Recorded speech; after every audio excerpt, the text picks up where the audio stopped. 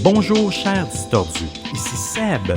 Pour la période des fêtes, on vous invite à vous rendre sur notre boutique en ligne et utiliser le code promo Distordu au singulier pour obtenir 10% de rabais.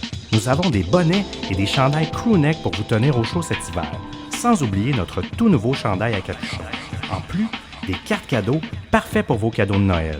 Il s'agit d'une des meilleures façons d'encourager votre podcast préféré. Rendez-vous au boutique.distorsionpodcast.com pour tous vos achats. Sur ce, bonne écoute!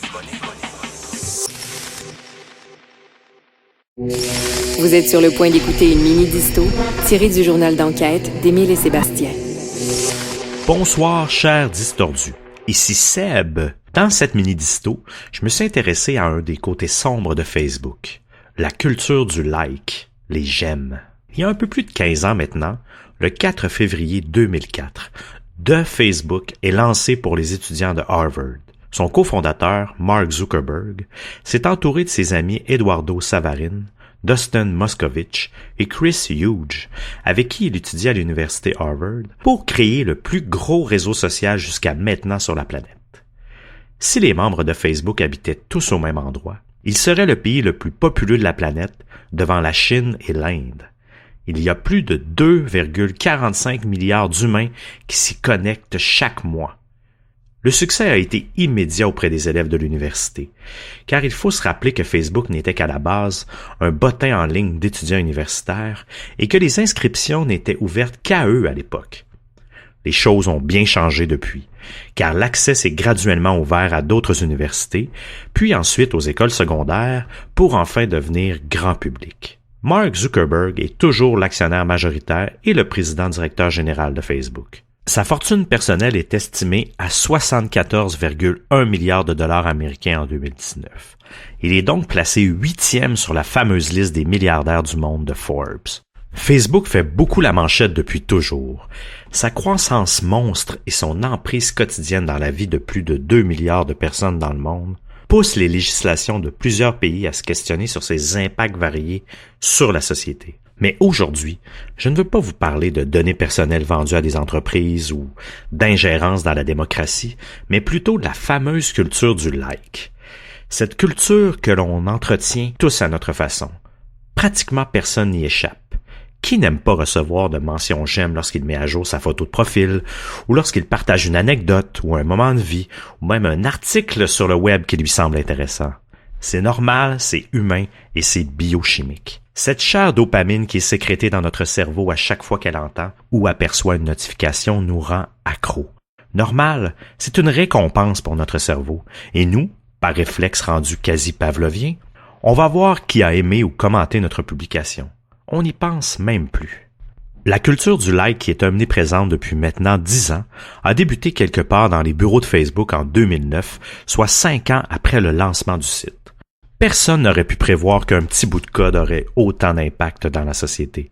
Selon leurs propres aveux, même les créateurs du fameux like n'avaient pas prédit une telle emprise sur nos habitudes numériques et regrettent d'une certaine façon la création de cette culture d'approbation continuelle. En fait, le bouton like, qui est passé par différents noms à l'interne chez Facebook, comme le Bomb button ou le Awesome button, ou même le Love button, qui était considéré comme trop cheesy à l'époque, est finalement devenu ce qu'il est aujourd'hui, le Like button. C'est une idée qui est née de la collaboration de plusieurs programmeurs qui travaillaient chez Facebook à l'époque, parmi lesquels figurent Leah Pearlman et Justin Rosenstein. Pour vous mettre en contexte, Leah Pearlman était une ingénieure réputée qui a fait de grandes choses, autant lors de son passage en carrière chez Microsoft que chez Facebook. Je dis « était » car en 2010, elle a complètement quitté le milieu de l'informatique pour devenir une artiste de comic book. Méchant changement de carrière.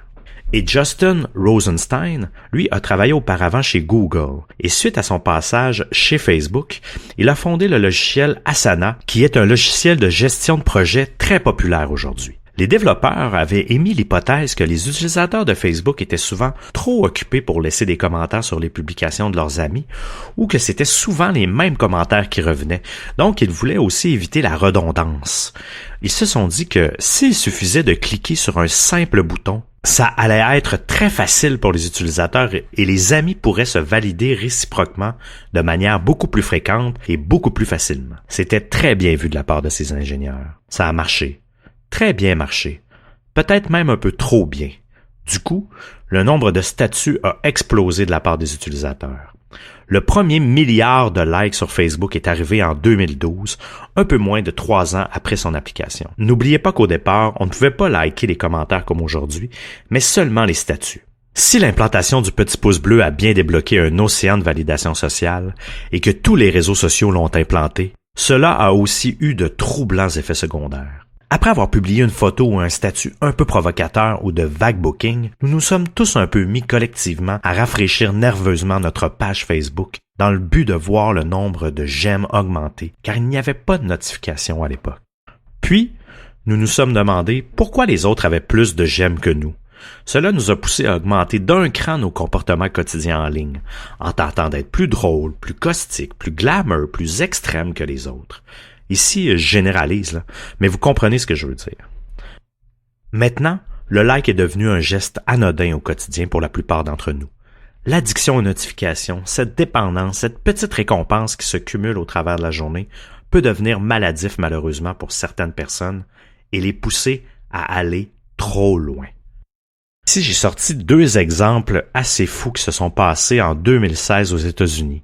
En novembre 2016, Markesha Tachel Johnson, 24 ans, une jeune femme d'Asheville, une ville qui est située dans l'ouest de l'État de Caroline du Nord aux États-Unis, a été accusée et inculpée de faux rapports de police après qu'elle ait publié sur son profil Facebook qu'elle avait été kidnappée. Elle a affirmé qu'elle se trouvait dans le coffre de la voiture d'un homme, que son téléphone était en train de mourir et que l'homme avait une arme à feu. Elle a terminé sa publication en disant « S'il vous plaît, aidez-moi, ce n'est pas une blague. » La publication a été partagée 788 fois après 24 heures. Une autre histoire de 2016, la presse le surnomme le mauvais samaritain. Il y a un homme qui a été condamné à 30 jours de prison après avoir assisté sans réagir à un accident de voiture impliquant 2 adolescents. Et pour cause, puisqu'il était en train de filmer la scène. Originaire de l'Ohio aux États-Unis, Paul Pelton a été témoin d'un accident de voiture causé par la perte de contrôle du véhicule par l'adolescent qui se trouvait au volant. La voiture est ensuite rentrée dans une maison. Mais au lieu d'agir et de leur porter secours ou même d'appeler les secours, l'homme âgé de 41 ans est resté le téléphone à la main, continuant à filmer. Pire encore, là, il s'est approché du véhicule accidenté, a ouvert l'une des portières pour filmer l'intérieur de la voiture, avant de traiter les 2 victimes de l'accident d'idiots. Un comportement d'autant plus choquant que l'un des 2 adolescents est mort par la suite de ses blessures, imaginez.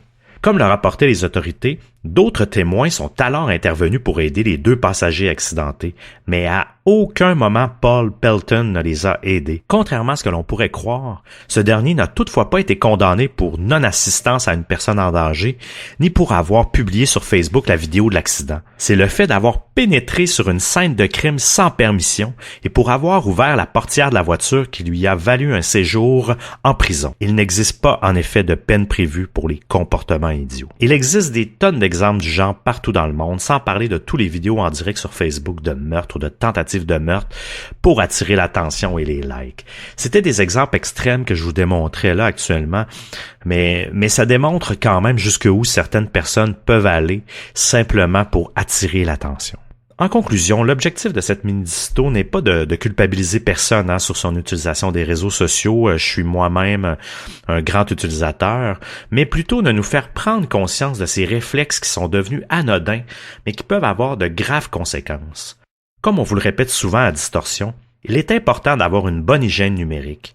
Et ça, même les entreprises commencent à le comprendre. Instagram a retiré à certains endroits dans le monde le cumul des likes, le nombre de likes que vous pouvez avoir sur une publication, pour éviter justement cette course folle au plus grand nombre de likes et tous les troubles de comportement que ça peut avoir, en particulier sur nos adolescents qui sont plus sensibles sur leur estime d'eux-mêmes. Surtout qu'il est prouvé que le taux de suicide a augmenté chez les jeunes, entre autres à cause de l'écosystème des réseaux sociaux et de cette fameuse culture du like.